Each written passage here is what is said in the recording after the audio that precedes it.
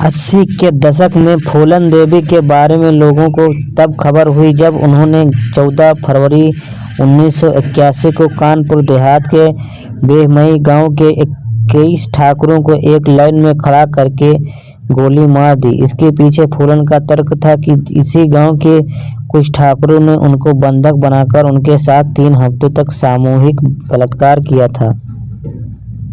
कहाँ हुआ था फूलन देवी का जन्म? फूलन देवी का जन्म जालौन जिले के गांव गुरहा का पुरवा में 10 अगस्त 1963 को एक दलित परिवार में हुआ था। उनके पिता का नाम देवी दीन था। उस दिन पर भी दादा की मौत के बाद उनके पिता की जमीन को उनके चाचा ने हड़प लिया। चाचा की बेईमानी का पता चलने पर अपने पिता की दूसरी संतान फूलन वही धरने पर बैठ गई और लड़ाई हाथापाई तक आ गई।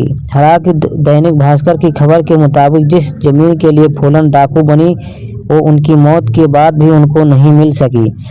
11 साल की उम्र में पहली शादी। फूलन भी समाज की कई कुरीतियों में से एक बाल विवाह का शिकार 11 साल की उम्र में बनी जब उनके ही पिता ने नाबालिग फूलन की शादी अधेड़ उम्र के शख्स पुत्तीलाल मल्लाह से कर दी। उनको ससुराल में बहुत प्रताड़ित किया गया और उनके पति का व्यवहार भी उनके लिए ठीक नहीं था। पड़ताल के बाद फूलन मायके आ गई। चचेरे भाई ने चोरी के झूठे इल्जाम में फूलन को जेल भिजवा दिया। यहीं से उनकी जान पहचान बागियों से होनी शुरू हुई। परिवार के दबाव से ससुराल आई फूलन ने अपने पति को छोड़ दिया और वह डाकुओं के गैंग में शामिल हो गई।